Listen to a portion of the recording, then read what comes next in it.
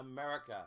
This is Remember the Fallen from COVID-19 on KLRNradio.net, and I am Sergeant Dave Matthews at gmail.com in the Revitalizing Lives and Remember the Fallen studio in beautiful Seminole County, USA on the Winter Springs Oviedo line. You see, we have adjusted our fire format to cover this pandemic for the freedom of justice. I feel we all have this gut feeling that we can't believe what is revolving around us as Americans decide on who to believe. I only can hope that podcasts like these and others on KLRNradio.net will live up to our slogan, where liberty and reason still reign, as you make up your mind in this uncertainty. We start tonight's show with the title, Hallways of Death.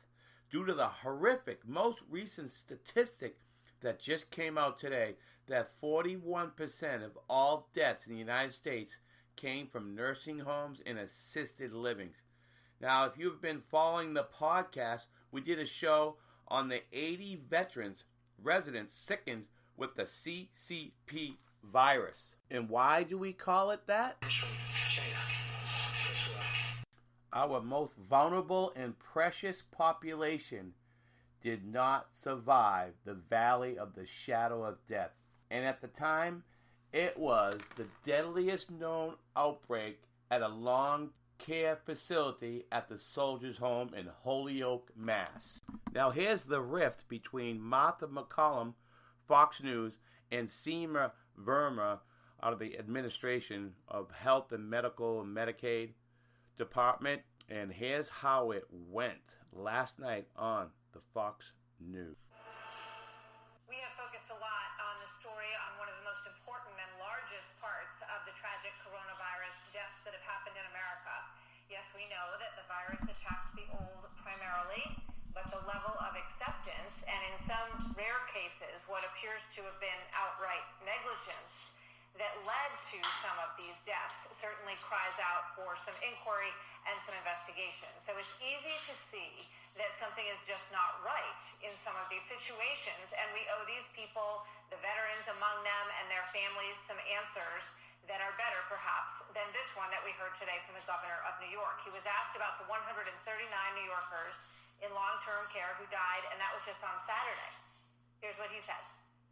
Say to families who've suffered losses inside nursing homes, and they're looking for accountability and they'd like to see justice. How do we get justice for those families who had 139 deaths? What is justice? Who can we prosecute for those deaths? Nobody. Older people, vulnerable people are going to die from this virus. And that is a fact. And that is not going to change. New Yorkers died in nursing homes of COVID-19, and new nationwide data says that 41% of all the deaths in America from this virus are traced to nursing homes or assisted living facilities. 41%. So joining me now is the person in charge of overseeing these facilities at the federal level, administrator for the Centers for Medicare and Medicaid Services, Seema Verma, also a member, of course, of the White House Task Force on the virus. Thank you so much for being here tonight. Seema, good to have you with us. Yeah, thanks for having me. Good to see you, Martha. So, good to see you. So, what's your reaction? You know, when you hear that from Governor Cuomo, and I've spoken to families who have lost loved ones in this situation, that is not a statement from him that is going to give many of them a whole lot of comfort. Martha, every life is precious, and that's why this administration started very early in making sure that we were doing everything we can to keep nursing home residents safe. They deserve that.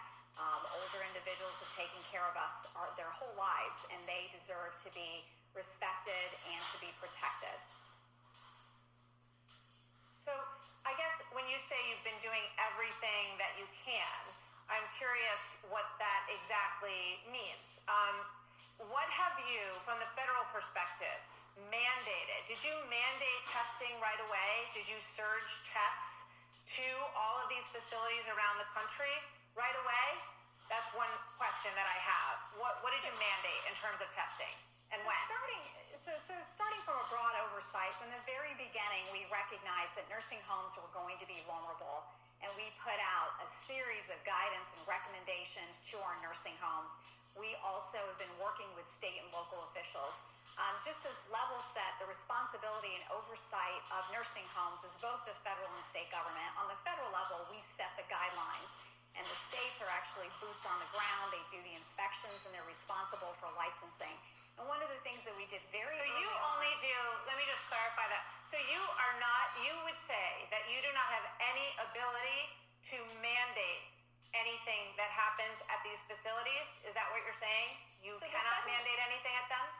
The federal government sets requirements, and so if a nursing home is in violation of any of those requirements, there's obviously sanctions or civil monetary penalties, and we also have the ability to revoke our Medicare and Medicaid payment. But the licensing of these facilities and their ability to operate rests with the state. So it's a joint federal-state partnership. All right, so one of the things that I've heard from people that I've spoken to at nursing homes is that in the beginning they couldn't get the test that they wanted. Then when they got the test that they wanted, it would take at least a week to turn them around. So they would have patients together in these sometimes close quarters where, they're waiting a week, and by that point it's too late. And the virus has begun to spread, throughout that entire hallway. So why is it, having seen what we saw in Italy, we knew that the first hotspot was Washington State in the home there. Why wasn't it that the best tests that we had were not surged to these facilities, which we knew housed the most vulnerable population in the whole country, right away? Well, one of the things that we called on, weeks ago is a call to action for state and local leaders to emphasize and to work with nursing facilities to make sure that they had access to testing. One of the things that we did on the federal level was to increase reimbursement for testing and actually for the first time pay for labs to go out to nursing homes to collect samples. So on the federal level, we've made that recommendation, we've called to action, and you've seen a response to that. We've seen governors across the country testing their nursing homes. You've seen that increase in reimbursement, and because of that, we're seeing more and more nursing homes being tested.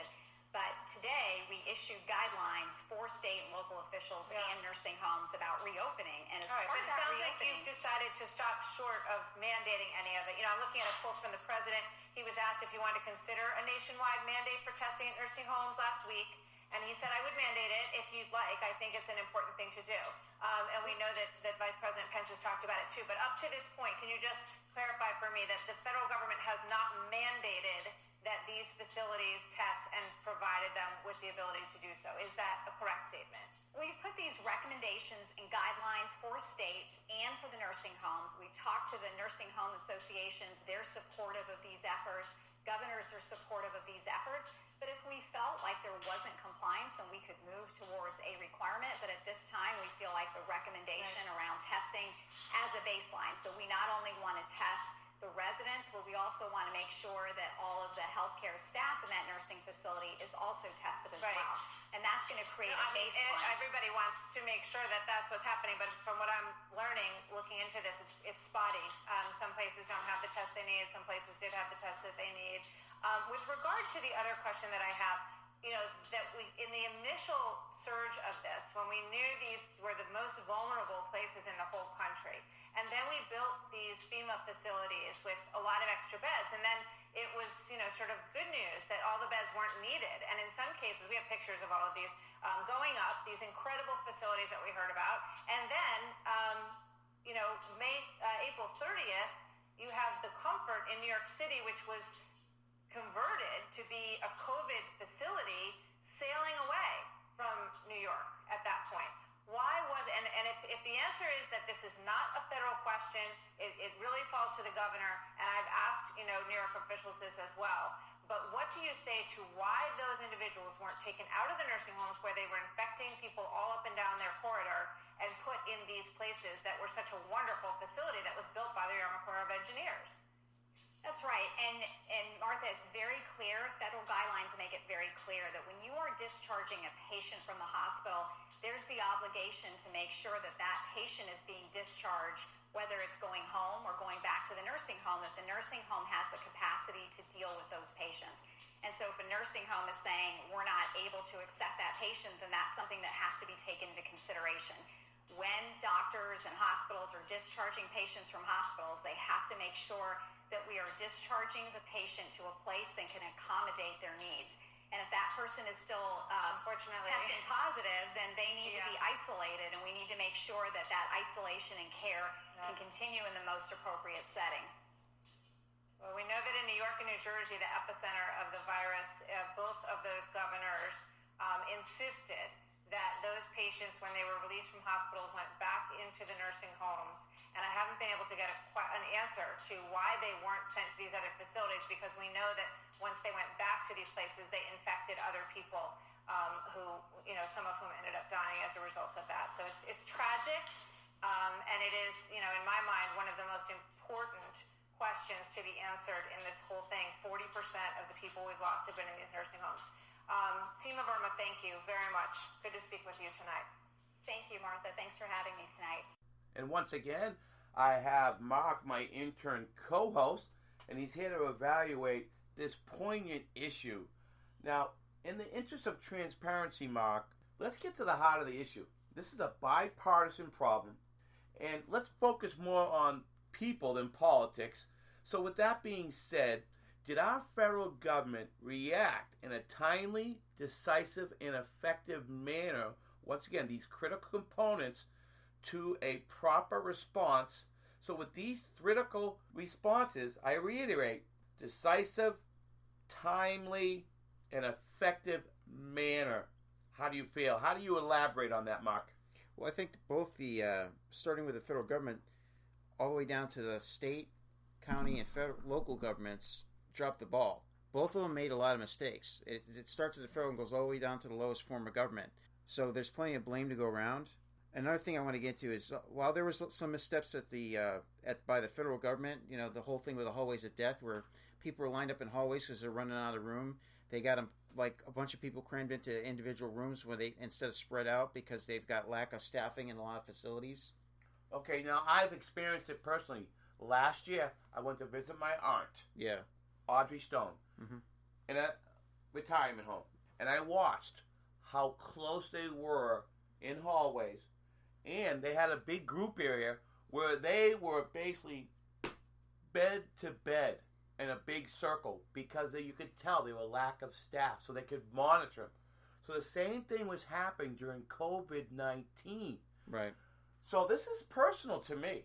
And just so, that's why we had to do this show, Mark. We had to do the show. Go ahead. It was a moral imperative. Well, we've talked about mistakes and missteps at the federal level. It seems to me that there were more mistakes made at the state, county, and local level. For instance, New York is a basket case right now. Everybody knows it, and they're trying to spin it and peddle it. You can put all the lipstick you want on a pig, and a pig is still a pig at the end of the day. So, for instance, one big screw-up was the feds had to step in and provide resources and assistance where the states were ill-prepared or, at worst, incompetent. They didn't bring their game at all. Their stockpiles were all depleted. They didn't have anything. And then when President Trump or anyone else in the federal government stepped in to help them, when they looked at FEMA and other government organizations that are meant to help in things like that, our stockpiles had been depleted at the federal level. So there was this massive, what now is being called the biggest medical movement or mobilization in American history. This is like World War II level type stuff that had to happen in order to address these issues. Okay. Now, let's bring up what Martha McCollum said. The ship Comfort was in the harbor, right? Mm-hmm. Why couldn't they go ahead and just pay the emergency, the EMTs, to get them on an ambulance and get them onto that ship instead of putting them back into those retirement homes? That was the mistake. They should have put them in these Army Engineer Corps hospitals that were made all over the country, but instead they put them back in the hallways of death. Well, I think that the most gentle thing to say would be that it was incompetence that caused the problem at the state level. Why Governor Cuomo issued his orders in New York to basically put these people in the nursing homes knowing they were infected, which causes the pandemic to get blown right out of the water and a bunch of people got sick. Or, at worst, it could have even been done intentionally. I know that a lot of people wouldn't want to believe that, but I have to ask the question. It's only fair. Was it done intentionally because elderly people or people that are compromised medically are considered a liability, a drag on the medical system? Kind of like the thinning of the herd. And although it's kind of hard to stomach, there are people in the government that we know for sure that have that type of mindset. Go ahead, Dave. You bring up a good point. Look what happened at the Soldiers' Home in Holyoke, Mass. Oh, that was a mess. 80 veterans. How much money did the VA save when they lost 80 veterans within a 2-week period? Oh, well, tons. Yeah, you picture at least, $3,000 a month. Times that by 80.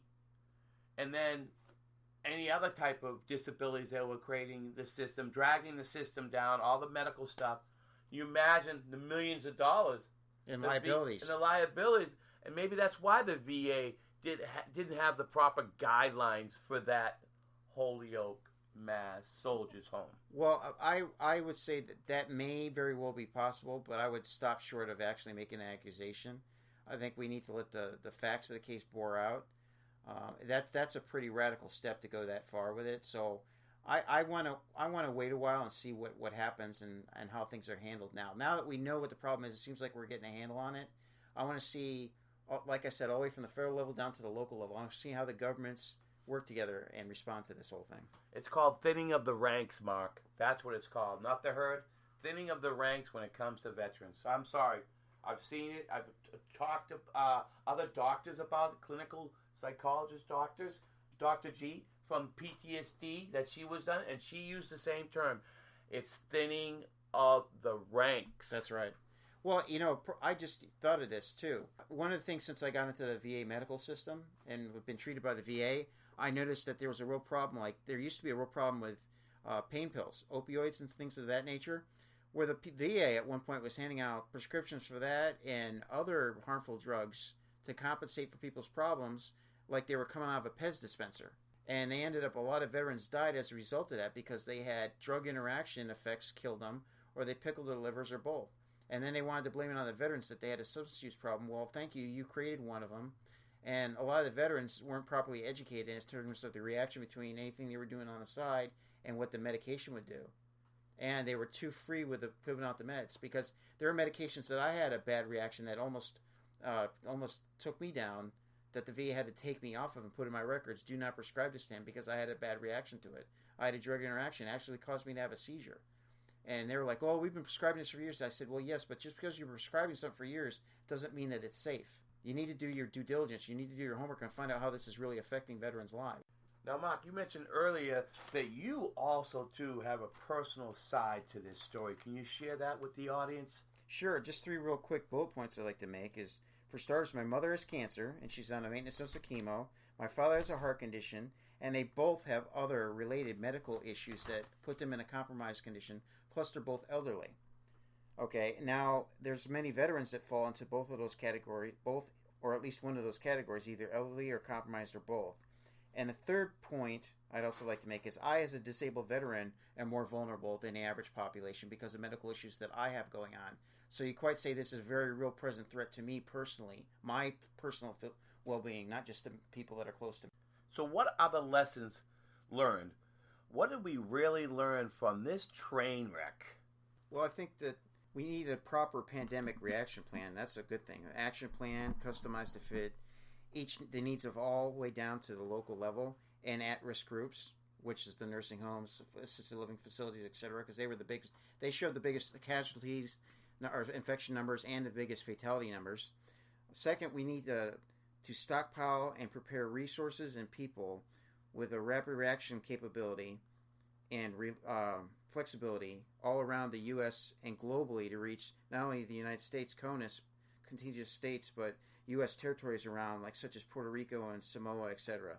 And then third, and this might be in some people's mind the most important, we need to start making an example out of people. We need to hold people accountable for what happened here, because I think there may be charges of negligent homicide in some cases where people really cause people to die, and it can be proven in a court of law.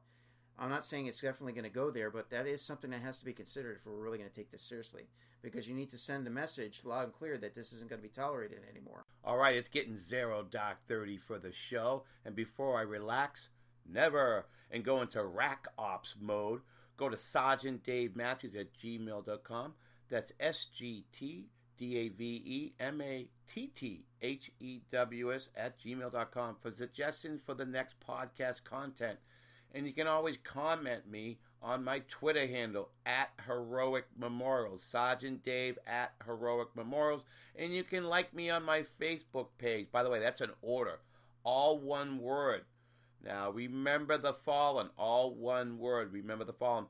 Well, until all our troops come back safe from Afghanistan, come visit the show. We also have Revitalizing Lives on KLRNradio.net. And share with your patriotic friends. All right, this former ground pounder would really appreciate that. All right, fall out, pop, smoke, out.